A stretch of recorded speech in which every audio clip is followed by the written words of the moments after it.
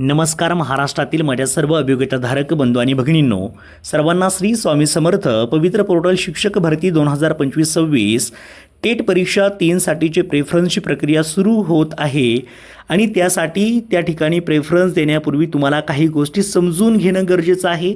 म्हणून हा महत्त्वाचा व्हिडिओ त्या ठिकाणी मी तयार करत आहे. महत्त्वाची गोष्ट म्हणजेच तुम्हाला मुख्य विषय कोणता असतो आणि गौण विषय कोणता असतो हेही समजलं पाहिजे, कारण की तुम्हाला त्या आधारेच प्रेफरन्स कोणत्या विषयाला द्यायचे हा विचार त्या ठिकाणी करावा लागतो. आणि इथे लक्षात घ्या की तुम्हाला आपण जर एकंदरीत विचार जर केला तर पदवीला मुख्य विषय कोणता असतो, तर अंतिम वर्षाला तुम्ही ज्यात स्पेशलायझेशन केलेलं आहे तोच तुमचा पदवीचा मुख्य विषय असतो.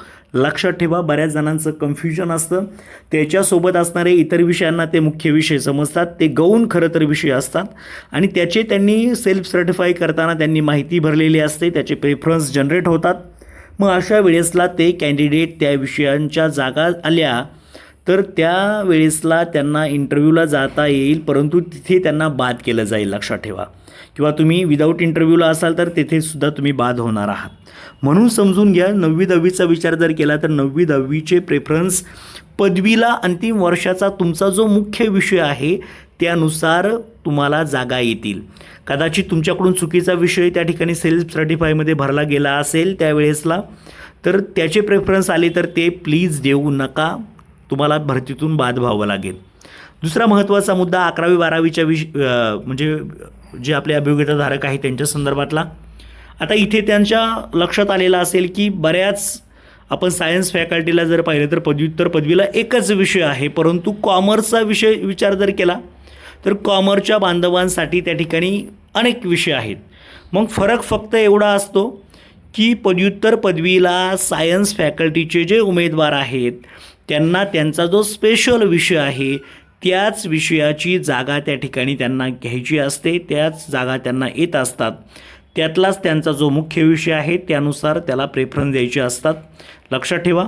पण जर आपण कॉमर्सचा विचार जर केला तर कॉमर्सला ते सर्व जागांसाठी त्या ठिकाणी पात्र असतात. एकंदरीत आपण जर पाहिलं तर कॉमर्सचे उमेदवार पहा, आपण थोडक्यात जर पाहिलं तर त्या ठिकाणी organisation of commerce and management, वाणिज्य संघटन व व्यवस्थापन त्याला म्हणतो आपण, बुक किपिंग अँड अकाउंटन्सी, पुस्तक पालन व लेखाकर्म असं म्हणतो, आणि कोऑपरेशन सहकार असेल, सेक्रेटरी प्रॅक्टिस म्हणजेच चिटणीसाची कार्यपद्धती असेल, म्हणजे यांना वाणिज्य शाखेची पदव्युत्तर पदवी लागते. लक्षात घ्या. म्हणजे असं काही नाही की त्या ठिकाणी तुम्हाला जसं आपण जर पाहिलं तर सायन्सच्या विद्यार्थ्यांना आपण जर पाहिलं तर शेवटचा जो विषय असतो त्यांच्या पदव्युत्तर पदवीला त्याचेच प्रेफरन्स येतात, पण कॉमर्सच्या विद्यार्थ्यांना तसं नाही.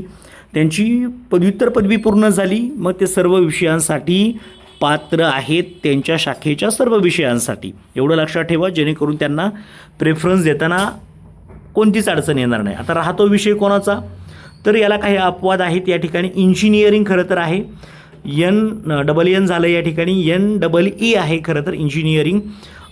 तर इंजिनिअरिंगचे जे कॅन्डिडेट आहे ज्यांचा इलेक्ट्रॉनिक्स विषय असेल त्यांना मॅथ्स विषयाचे प्रेफरन्स येतील.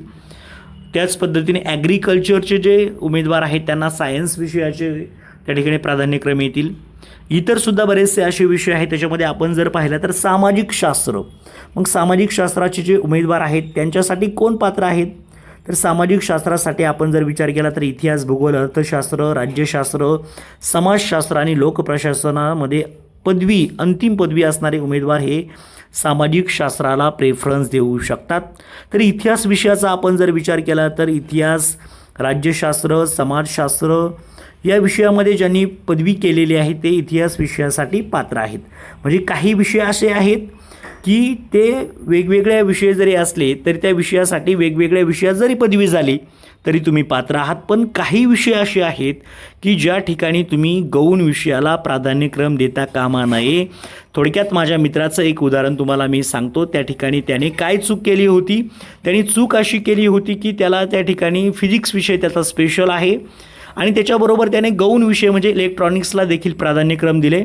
पण एकंदरीत शासनाच्या GRनुसार, शैक्षणिक पात्रतेनुसार आपण जर पाहिलं तर फिजिक्स विषयासाठी फक्त त्या ठिकाणी सायन्सच्या जागा म्हणजे 9वी-10वीसाठी ओन्ली सायन्स आणि सायन्स मॅथ्सच्या एकत्रित जागा येतात.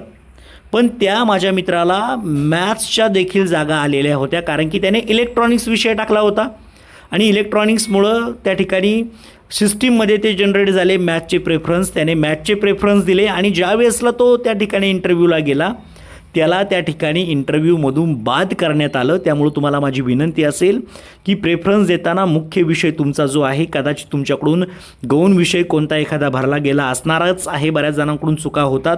सेल्फ सर्टिफाय करताना जरी तुमच्याकडून चुका झाल्या तरी प्रेफरन्स देताना प्लीज माझी विनंती असेल, तुमच्यासाठी मी एक छोटासा अजून एक व्हिडिओ तयार करणार आहे ज्यामध्ये तुमच्या शैक्षणिक पात्रतेनुसार तुम्ही कोणत्या विषयाला पात्र आहात ते पाहूनच प्रेफरन्स तुम्हाला द्यायचे आहेत. ही माझी तुम्हाला विनंती असेल.